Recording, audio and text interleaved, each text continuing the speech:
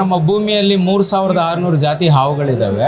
ಅದರಲ್ಲಿ ಒಂದು 600 ಇಂದ 700 ಜಾತಿ ಹಾವುಗಳು ಮಾತ್ರ ವಿಷಕಾರಿ ಇರುವಂಥದ್ದು. ಸೊ ನಾವೇ ನಮ್ಮ ಕಲ್ಪನೆ ಲೋಕಗಳಲ್ಲಿ ಹಾವುಗಳನ್ನ ಹೀರೋನು ಮಾಡ್ತೀವಿ, ವಿಲ್ಲನ್ನು ಮಾಡ್ತೀವಿ, ದೇವರು ಮಾಡ್ತೀವಿ. ಹಾವುಗಳು 365 ದಿವಸನೂ ಆಕ್ಟಿವ್ ಇರೋದಿಲ್ಲ, ಸೋಲಾರ್ ಪ್ಯಾನಲ್ ತರ ಹಾವುಗಳು. ಅದಾದ ನಂತರ ಹಾವುಗಳಲ್ಲಿ ನಾವು 3 ತರ ಹೇಳ್ಬೋದು. ಒಂದು ಮರದ ಹಾವುಗಳು, ಅಂದ್ರೆ ಮರದ ಮೇಲೆ ಮಾತ್ರ ಜೀವಿಸುವಂತ ಹಾವುಗಳು. ಎರಡನೇದು ನೀರಿನ ಹಾವುಗಳು ಅಂತ ಹೇಳ್ತೀವಿ. ಮೂರನೇದು ಇರೋದು ದಡದ ಹಾವುಗಳು. ಸೊ ಇವುಗಳು ದಡದಲ್ಲಿ ಇರುವಂತ ಹಾವುಗಳು. ಏನಂತಂದ್ರೆ ಹಾವುಗಳ ಬಗ್ಗೆ ತುಂಬಾ ಜನಕ್ಕೆ ಮಾಹಿತಿಗಳೇ ಇರಲ್ಲ. ಅವ್ರಿಗೆ ಏನ್ ಗೊತ್ತಿದೆಯೋ ಅದನ್ನ ಇಟ್ಕೊಂಡು ಮಾತಾಡ್ತಾ ಇರ್ತಾರೆ. ಆದ್ರೆ ಈ ವಿಡಿಯೋನ ಸ್ಕಿಪ್ ಮಾಡ್ದಿರ ನೋಡಿ, ನಮ್ಮ ಜೊತೆ ರಾಜೇಶ್ ಅವರು ಇದ್ದಾರೆ, ಉರಗ ತಜ್ಞರು.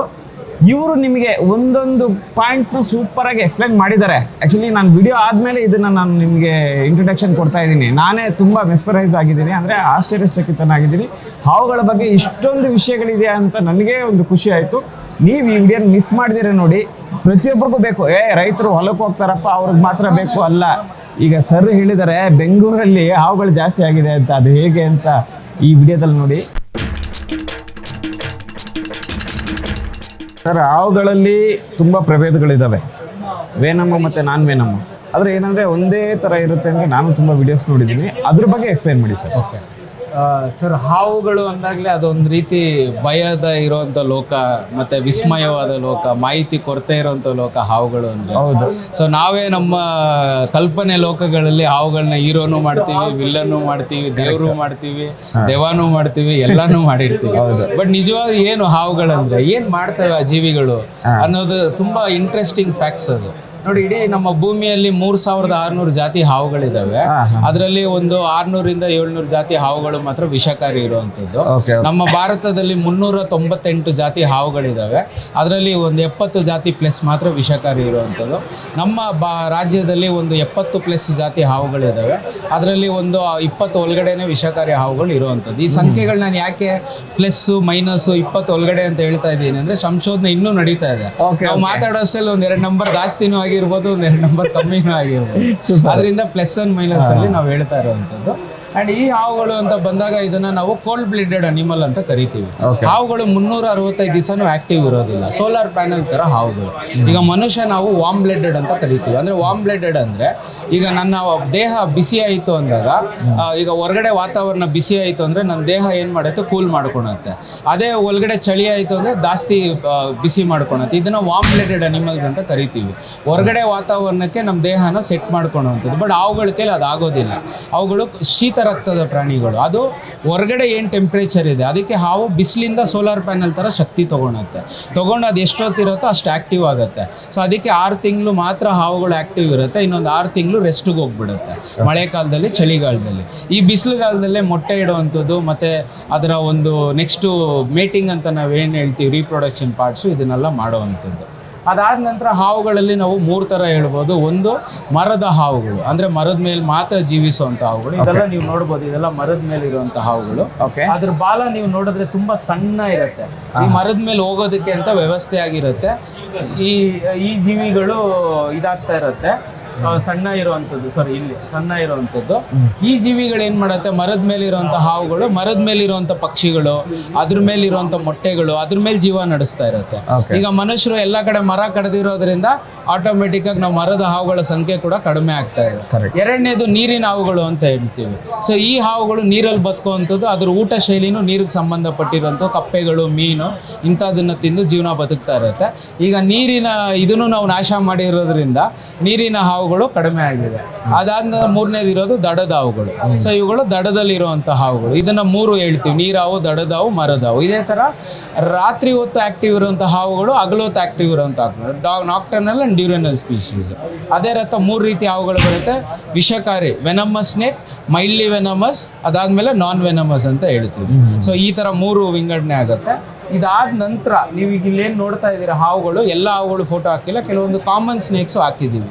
ಇದರಲ್ಲಿ ಒಂದು ಟೈಟಲ್ ಕೊಟ್ಟಿದ್ದೀವಿ, ಬಿಗ್ 4 ಸ್ನೇಕ್ಸ್ ಆಫ್ ಇಂಡಿಯಾ ಅಂತ, ನಮ್ಮ ಭಾರತದ ದೊಡ್ಡ 4 ಹಾವುಗಳು ಅಂತ. ಇದು ದೊಡ್ಡ 4 ಹಾವುಗಳು ಯಾತಕ್ಕೆ ಅಂದರೆ ಗಾತ್ರದಲ್ಲೂ ದೊಡ್ಡದಲ್ಲ ಅಥವಾ ವಿಷದಲ್ಲೂ ದೊಡ್ಡದಲ್ಲ ಅದು.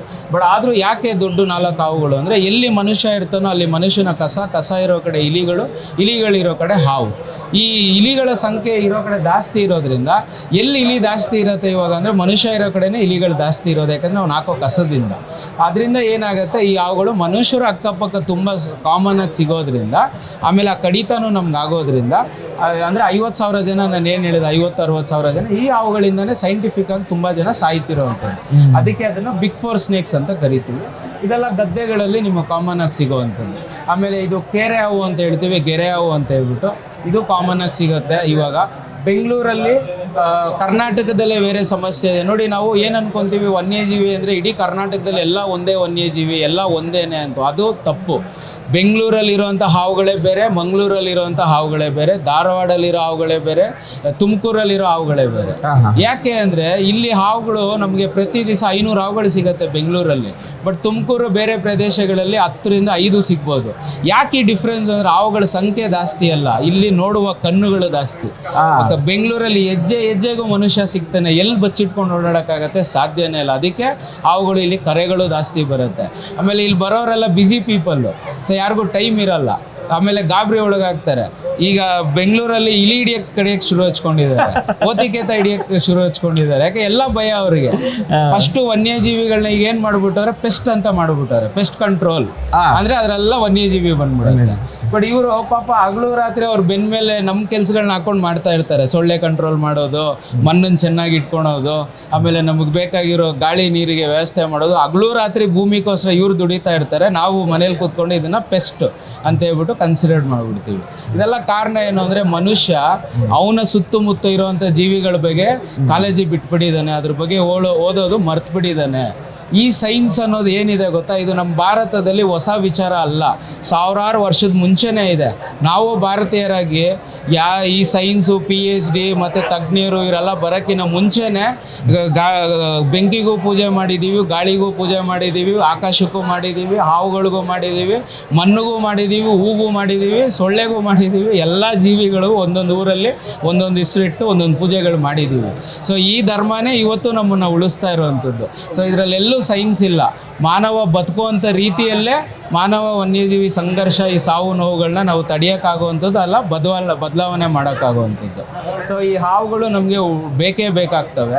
ಈಗ ಹಾವುಗಳು ಮೋರಿಯಲ್ಲಿ ಸಿಗತ್ತೆ ಅಂತಾರೆ. ಬೆಂಗಳೂರಲ್ಲಿ ಮೋರಿನೇ ಇರಲಿಲ್ಲ.